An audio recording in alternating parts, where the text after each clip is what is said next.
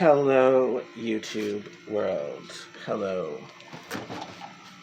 So, I'm going to give you a little tour of my room and talk to you about some things. First thing I'm going to do is...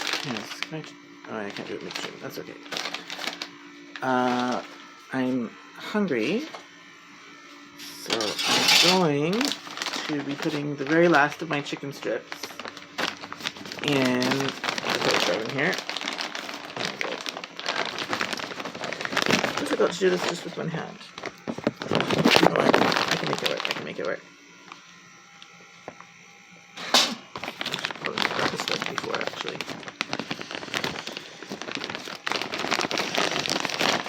Here. Sorry about that. How many do I got there? I got 5. Okay.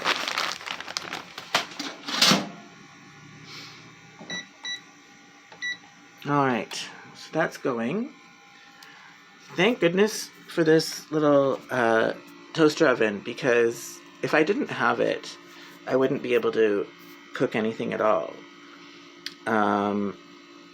Because while most of the, a lot of the people in this hotel do seem to have hot plates, I've never been allowed to have one by the landlord. And all the other rooms have microwaves too, except for mine.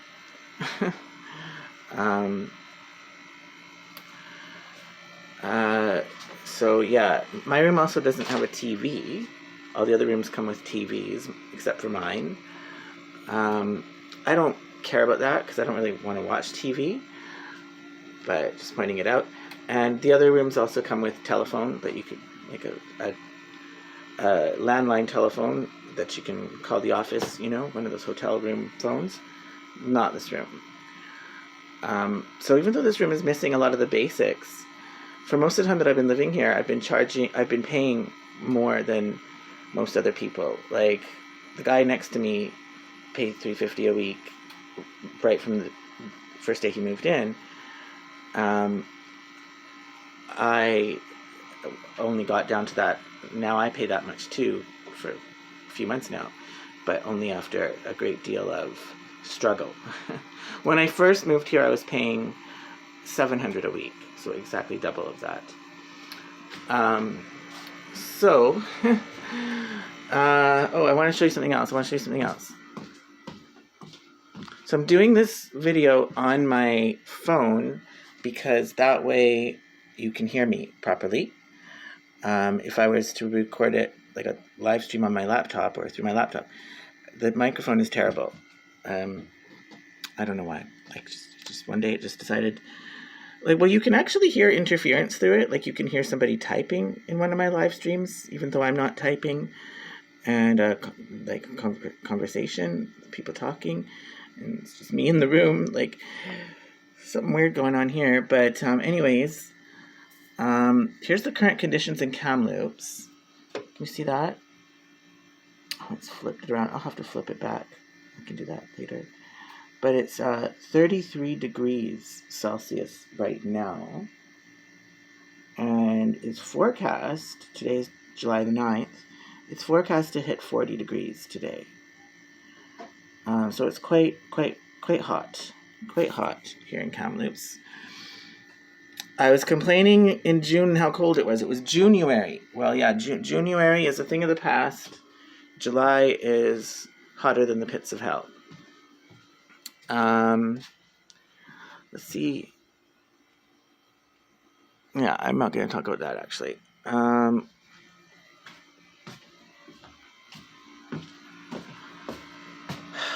want to talk about this. I want to talk about my air conditioner. Do you see the white stuff on the air conditioner? Yeah, that is ice buildup. And although it's odd that there would be ice there, because when I put my hand up here, I feel hot air coming out of the air conditioner. So I think I'm going to turn it off, actually, because it's not bringing cold air into the room. It's actually bringing hot air into the room.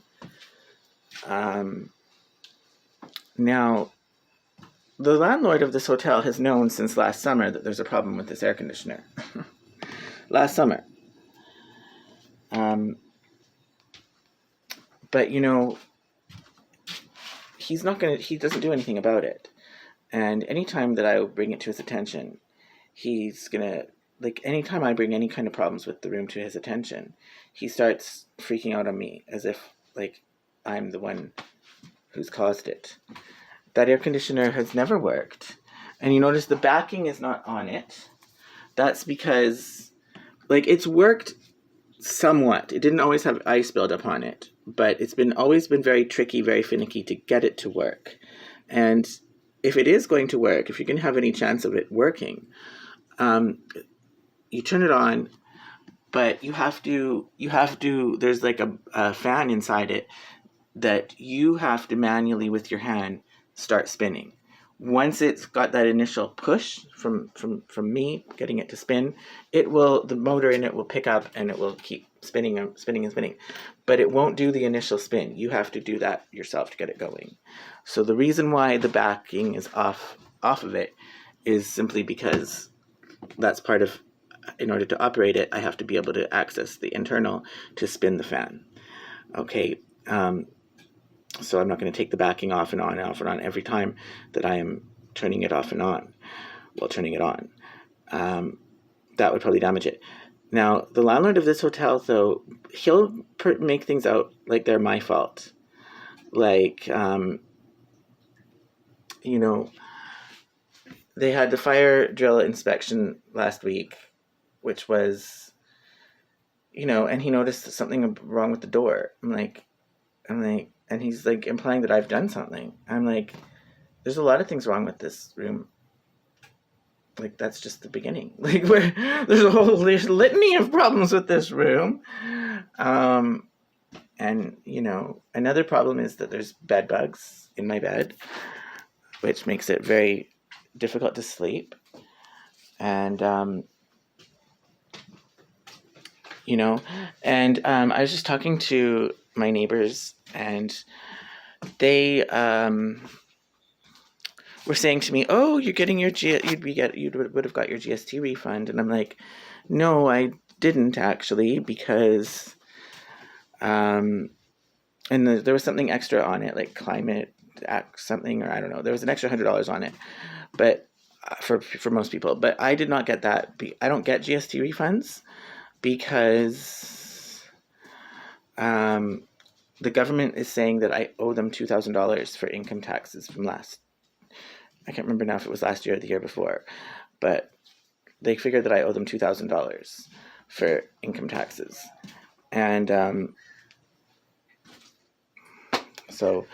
and in addition to that, when I was attacked last June randomly in the street in a random act of violence and robbed of my prescription sunglasses and smartphone, I ran back to the hotel. My face was all bloodied. The manager called 911. Police showed up. Initially treated me like I was a criminal, although they did understand what happened eventually. And one of them drove me to the hospital, where I got stitches and a splint for broken bone in my pinky finger. And then months and months later, I got a bill from the BC Ambulance Commission for $80 for an ambulance ride that day. But I was never in an ambulance. The police drove me to the hospital. And it's odd that I would get that, because I do know from my own experience working in health insurance that if an ambulance gets called and shows up, but say the patient declines, they say, "No, I don't want to go into the ambulance. I'm okay. You get a bill for $50 for that, for the ambulance just showing up. In order to get a bill for $80, you would have to actually go into the ambulance. So it's not just that, like, the ambulance showed up, but I wasn't there because the police had drove me to the hospital. So in that case, maybe I could see how I might end up with a $50 bill, but for that. But no, I actually got billed the full amount as if I had actually been transported in the ambulance, the full amount of $80. And so how does that even happen? Everybody I've talked to was very perplexed at that, like, because, like, I was not in an ambulance. That makes it seem like there's some record of me being in an ambulance, like actually being transported in an ambulance as a patient. Like, there have to be medical records for that. And that never happened. So it's very odd. But the point of this all is even if I didn't owe supposedly the $2,000 in income taxes, I still wouldn't be getting my GST refund, because I've got letters from the government saying that they're going to apply, they're going to take the $80 that they claim that I owe them for the ambulance ride that I never took. They're going to take that off my GST refunds. I just laughed. I'm like, yeah, what GST refunds? So yeah, it's pretty brutal.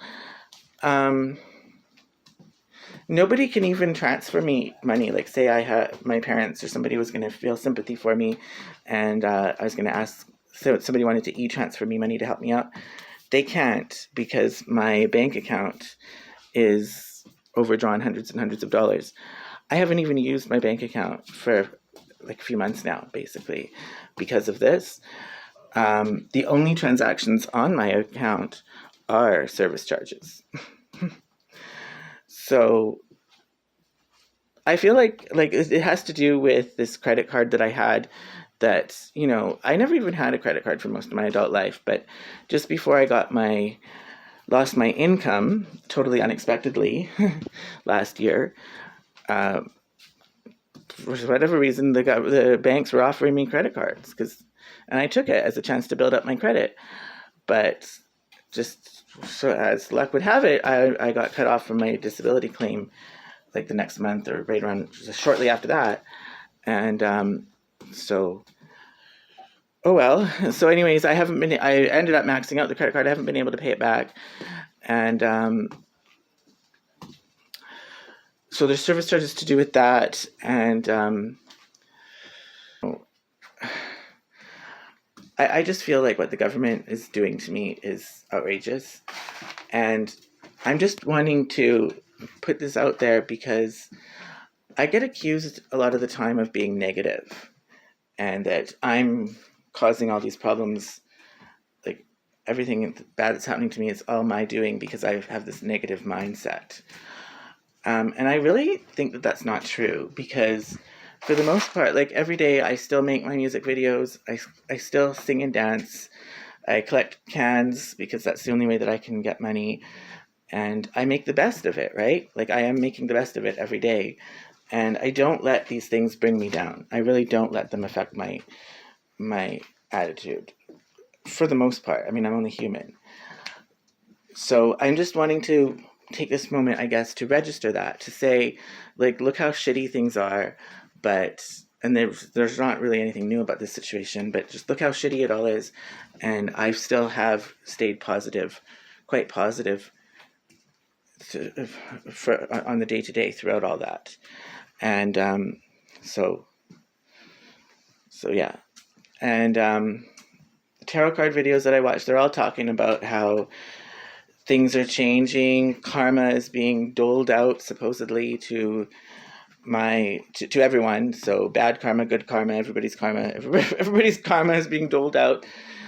And so I'm just wondering when my good karma is going to start coming my way. Like, anytime God, anytime now, anytime God or spirit guides or ancestors, anyone who of positive vibration on the spirit world, anytime anybody wants to start helping me out here, that would be greatly appreciated. And I'm not going. That doesn't mean to say that I'm being negative. Even right now, I'm not. You might hear like I'm a little bit down in my tone right now. Well, it's not happy things I'm talking about, but I'm going to make the best of my day. And after I have those chicken nuggets, I got some money here, which I got from collecting cans yesterday, and I'm going to be spending that on cider to drink, That certainly helps with staying in a positive mindset with all this negativity in my life. And but yeah, I would just encourage God and the spirit world to, I mean, I think it's really unfair situations that I've been through, and if it really is true that, you know, the day of reckoning has arrived and everybody's getting their karma, good, bad, and ugly, then I would like to think that my good karma is on its way. So hopefully you can get it on its way, and if it is on its way, maybe speed it up, because I'm not really seeing any signs of that good karma, also known as dharma, I believe. I'm not seeing any signs of it in my life yet. Okay, but I'm sure it is coming. All right, that's all I have to say for now. Peace out.